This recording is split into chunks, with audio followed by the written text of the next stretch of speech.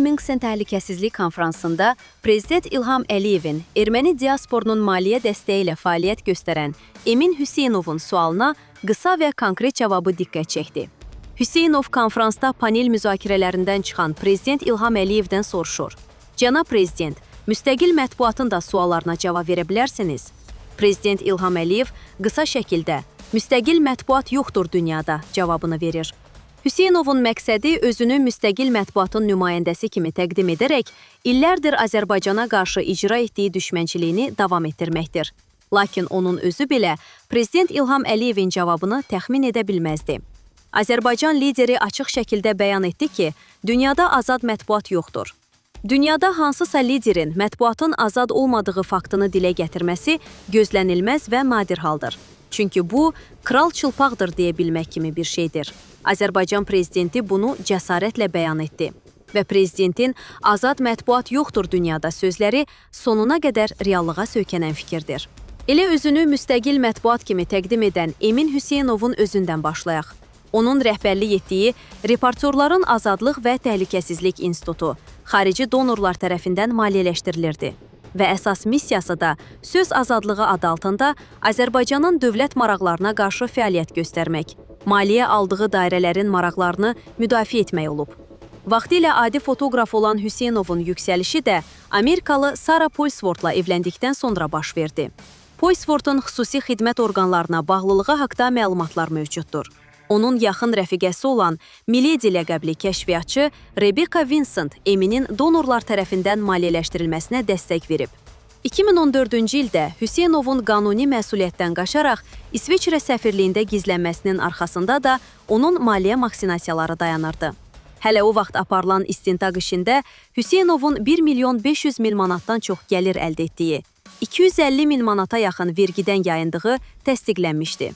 Hüseynov İsveçrəyə köçdükdən sonra da Azərbaycana qarşı düşmən fəaliyyətini erməni diasporu və Soros kimi anti-Azərbaycan qüvvələrin maliyyəsi ilə həyata keçirib.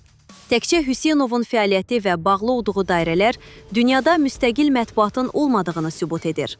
Müstəqil mətbuat adı əslində xarici dövlətlərin və maraq dairələrinin casusluq fəaliyyətini və təsir agentlərini kamuflyaj etmək üçün istifadə etdikləri yarlıqdır. Dünyada həqiqətən də müstəqil mətbuat yoxdur. Bununla bağlı konkret nümunələr var. Azadlıq və Amerikanın səsi radioları Konqres tərəfindən rəsmi olaraq maliyyələşir. Trumpın büdcə qənaəti siyasətindən sonra bu media resursları ciddi maliyyə problemi ilə üzləşib. BBC Böyük Britaniya hökumətinin maliyyəsi ilə fəaliyyət göstərir. Reuters agentliyi Britaniya hökumətindən gizli şəkildə maliyyə dəstəyi alır.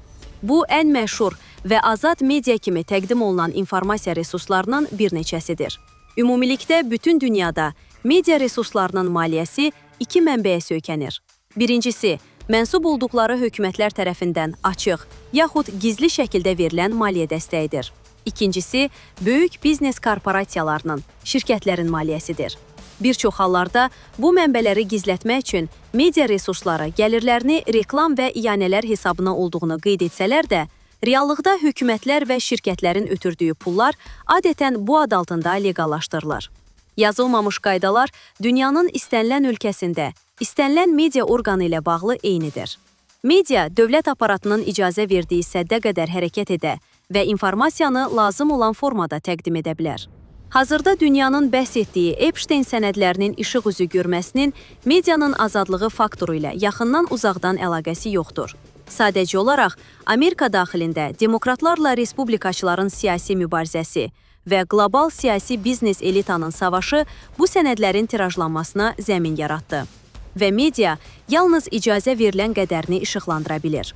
Azad mətbuat artıq böyük dövlətlərin və güclərin digər ölkələrin ictimai rəyini formalaşdırmaq, informasiya axınını öz maraqlarına uyğun yönəltmək üçün istifadə etdikləri rıçaqdır. Misal üçün, Azərbaycan 44 günlük müharibə zamanı öz torpaqlarını azad edərkən Emin Hüseynov kimilər erməni diasporu /lobbisinin sifarişi ilə ordumuza qarşı qarayaxma kampaniyasını müstəqil jurnalist adı altında aparırdılar.